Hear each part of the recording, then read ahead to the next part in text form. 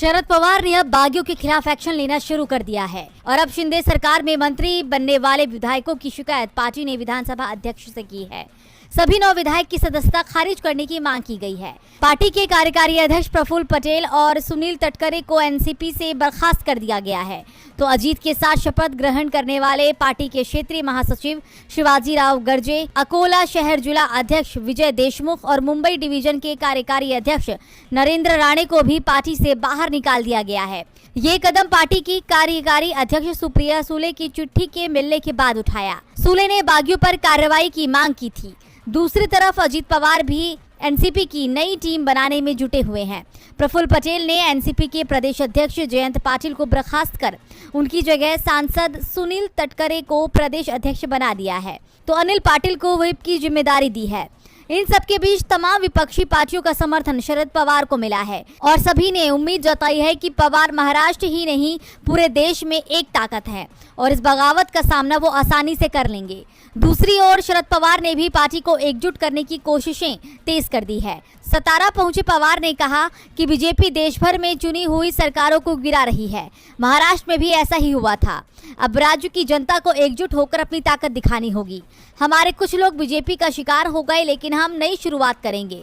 शरद पवार ने दावा किया कि अजीत खेमे के कई विधायकों ने उन्हें फोन किया है और कहा है कि हमारी विचारधारा एनसीपी से अलग नहीं है, वो जल्दी ही फैसला करेंगे।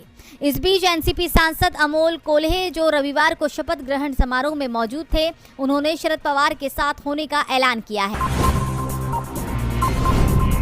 यूनिफॉर्म सिविल कोड को लेकर लॉ कमीशन ने बेसिक फ्रेमवर्क तैयार कर लिया है, जिसमें लैंगिक समानता पर सबसे ज्यादा जोर दिया गया। लॉ कमीशन को अब तक करीब 9.5 लाख सुझाव मिले हैं। यूसीसी के बेसिक फ्रेमवर्क के मुताबिक सभी की शादियां रजिस्टर्ड होगी, लेकिन ट्राइबल्स को जरूरी रियायतें दी जाएगी। इसके साथ ही मुस्लिम महिलाओं को गुजारे भत्ता का अधिकार भी मिलेगा। इसके साथ ही सभी को अडॉप्शन का अधिकार भी दिया जाएगा।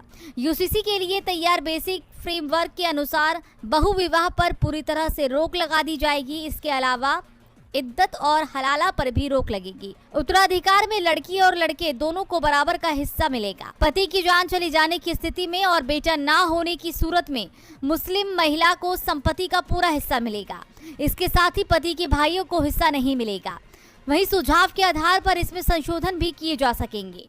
बेसिक फ्रेमवर्क के मुताबिक लिव इन रिलेशनशिप का जिक्र नहीं होगा, इसे डिस्क्लोज किया जाएगा। सभी को अडॉप्शन का अधिकार दिया जाएगा। मुस्लिम महिलाओं को भी ये अधिकार मिलेगा। शादी की उम्र 21 और 18 साल ही रखने की सहमति बनी है।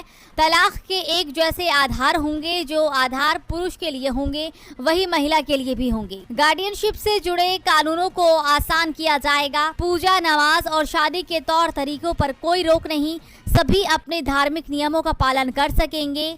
HUF पर कोई रोक नहीं होगी। ये एक टैक्सेशन का प्रावधान है जो पहले की ही तरह कायम रहेगा। ट्राइबल्स को पर्सनल लॉ में मामलों में रियायत दी जाएगी। सुझावों के आधार पर इस बेसिक फ्रेमवर्क में और भी जरूरी संशोधन किए जाएंगे।